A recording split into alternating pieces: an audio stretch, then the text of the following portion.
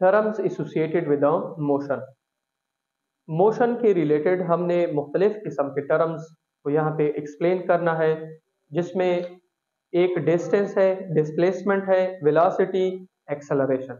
तो पहले हम डिस्टेंस को एक्सप्लेन करते हैं, ठीक है।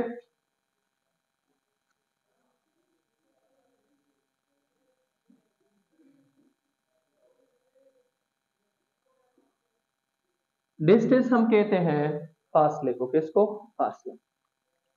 अब डिस्टेंस की डिफिनीशन है the length of actual path followed by a body is called distance, ठीक है। Length of actual path followed by a body is called distance. Length of actual path followed by body is called distance. इसको एक diagram के जरिए हम समझ लेते हैं। ये मेरे पास पॉइंट ए है, ये मेरे पास पॉइंट बी है। एक बॉडी पॉइंट ए से पॉइंट बी जा रही है। पॉइंट ए और पॉइंट बी के बीच में इसने ये जो लेंथ कवर की है, ये बेसिकली इसकी क्या है? डिस्टेंस है। मैं यहां पे खड़ा हूं, यहां से मैं थोड़ा आगे चला जाता हूं, तो इन दोनों पॉइंट्स के बीच में मैंने जो फासला कवर किया है उसको हम क्या बोलते हैं? डिस्टेंस बोलते हैं, ठीक है। डिस्टेंस को हम इससे रिप्रेजेंट करते हैं नॉर्मली। इसको हम एल से, इसको हम आर से, इसको हम डी से, इसको हम एक्स से भी रिप्रेजेंट करते हैं। लेकिन मुख्तलिफ किस्म के डिस्टेंस, जैसे सर्कल में डी या आर है और एक्स जो है वो हम डिस्प्लेसमेंट या इस तरह मुख्तलिफ जगहों के ऊपर डिस्टेंस जो है उसके लिए मुख्तलिफ रिप्रेजेंटेशन है।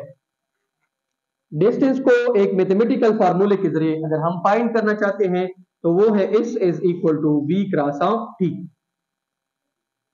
अगर आपको स्पीड गिवन है 10 मीटर पर सेकेंड और आपको टाइम गिवन है 10 सेकेंड और आपसे डिस्टेंस मांगा गया है, तो S is equal to 10 metre per second ज़रबे 10 सेकेंड, तो 10 ज़रबे 10 100, तो डिस्टेंस आपके पास क्या हो जाएगा?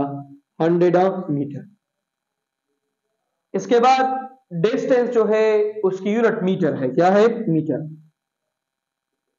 डिस्टेंस की यूनिट मीटर है और डिस्टेंस की डायमेंशन इसकी है L, और इसको किस में ब्रैकेट में बंद करना है? स्क्वायर ब्रैकेट में। ये इसकी डायमेंशन, यूनिट मीटर है, डायमेंशन L है और डिस्टेंस एक स्केलर क्वांटिटी है, इसको किसी भी डायरेक्शन की जरूरत नहीं है। डिस्टेंस का जो नेचर है वो आपके पास क्या है? स्केलर है। और इसमें कुछ इंपॉर्टेंट पॉइंट्स हैं जिसको आपने नोट करना है एग्जाम पॉइंट ऑफ व्यू से। वो आपके पास क्या है? Distance will never be negative, ये कभी भी नेगेटिव नहीं हो सकती है।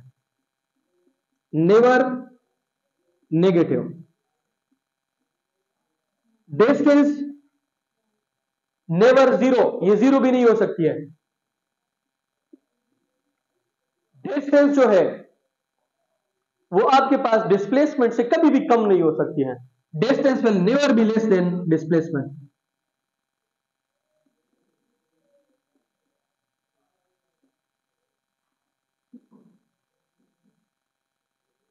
डिस्टेंस जो है वो डिस्प्लेसमेंट के बराबर हो सकती है, लेकिन अगर बॉडी स्ट्रेट पाथ में मोशन करे, एक बॉडी जो है वो ए पॉइंट से चली गई है पॉइंट बी, ये इसका डिस्टेंस भी है, ये इसका डिस्प्लेसमेंट, ठीक है।